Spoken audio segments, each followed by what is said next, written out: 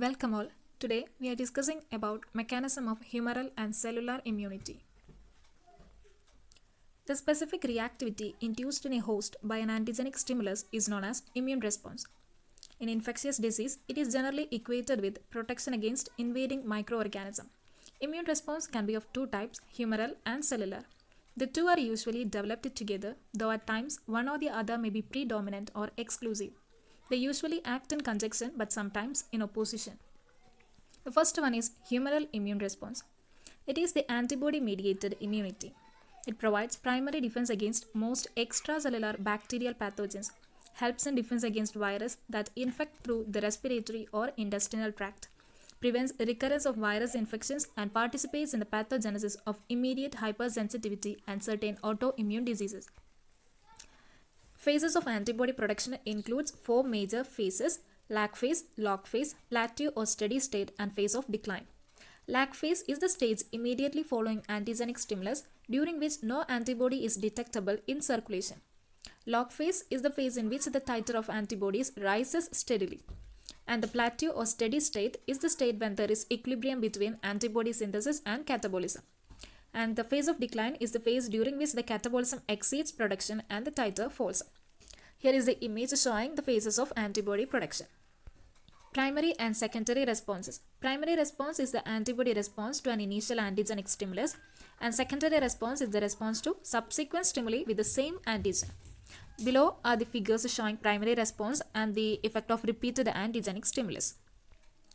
Next is the difference between primary and secondary immune response.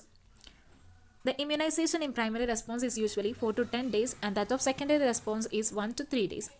And the peak response time in primary response is 7 to 10 days, and in the case of secondary response it is 3 to 5 days. The isotype generated in primary response is IgM, and in the case of secondary response it is IgG. And the antigens in primary response include both thymus dependent and independent, and in secondary response it is only thymus dependent. The antibody affinity in primary response is lower and secondary response is higher. Fate of antigen in tissues. The manner in which an antigen is dealt within the body depends on factors such as physical and chemical nature of antigen, its dose, route of entry, and whether the antigenic stimulus is primary or secondary. When the antigens introduced intravenously, they are localized in the spleen, liver, bone marrow, kidneys, and lungs. They are broken down by reticuloendothelial cells and excreted in urine about 70 to 80%, being thus eliminated within 1 or 2 days. And when the antigens introduced subcutaneously, they are mainly localized in the draining lymph node, only small amounts being found in the spleen.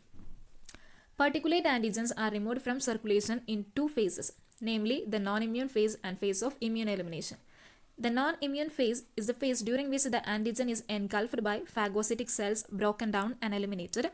And in the case of immune elimination, there is antigen-antibody complex formation and rapidly phagocytosed, resulting in accelerated disappearance of antigen from circulation.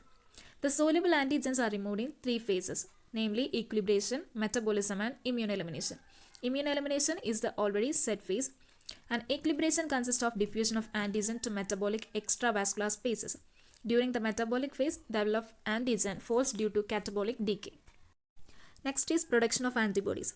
Antibody production includes three major cells: antigen processing cells, T cells, and B cells. The antigen processing cells capture and process the antigens and present it to T cells. T cells can able to recognize the antigen only when it is presented in association with MHC molecule. Helper T cells require two signals for activation, namely T cell receptor with MHC class II complex and the interleukin 1. Activated helper T cells form interleukin 2 and cytokines for B cell stimulation. Activated B cells combine with the respective antigen to clonally proliferate and differentiate into antibody secreting plasma cells. Some B cells remain as memory cells producing secondary response. Activated cytotoxic T cells release cytotoxins that destroy the target virus, infected or tumor cells. Next is cellular immune response. It protects against fungi, virus, and facultative intracellular bacterial pathogens, participate in the rejection of homograft and graft versus host reaction, provides immunological surveillance and immunity against cancer, mediate the pathogenesis of delayed hypersensitivity and certain autoimmune diseases. The scope of cell-mediated immunity includes delayed hypersensitivity, immunity in infectious disease caused by obligate and facultative intracellular parasite, transplantation immunity and graft versus host reaction, immunological surveillance and immunity against cancer, pathogenesis of certain autoimmune diseases. Next is induction of cell-mediated immunity. Each T cell bears a specific T cell receptor on its surface. On contact with the appropriate antigen, T cells undergo blast transformation, clonal proliferation, and differentiation into memory cells and effector cells. Cytotoxic T cell recognize antigen on surface of cells in association with MHC class I molecule and secrete cytokines and destroy the target cells. Detection of cell-mediated immunity includes several tests such as skin test, lymphocyte transformation test, target cell destruction, migration inhibiting factor test, etc. Next is transfer factor. Transfer factor is a dialysable, low molecular weight substance resistant to trypsin, DNase, RNase, and freeze thawing. It is stable for several years at negative 20 degrees Celsius and in the lyophilized form at 4 degrees Celsius. It is inactivated at 56 degrees Celsius in 30 minutes. It is not antigenic. It appears to be polypeptide polynucleotide. It is highly potent, and humoral immunity is not transferred by transfer factor. It transfers CMI to all the antigens to which the donor is sensitive as a whole. TF could be an informational molecule or a specific gene D repressor capable of inducing antigenically uncommitted lymphocyte to produce antigen-specific receptors. And the transfer factors are used to restore immune capacity in patients with a T cell deficiency, used in the treatment of disseminated infections associated with the deficient cell-mediated immunity, employed in the treatment of malignant melanoma, and may be beneficial in other types of cancer. And its use has been suggested in some autoimmune diseases and diseases of unknown origin. That's all. Thank you.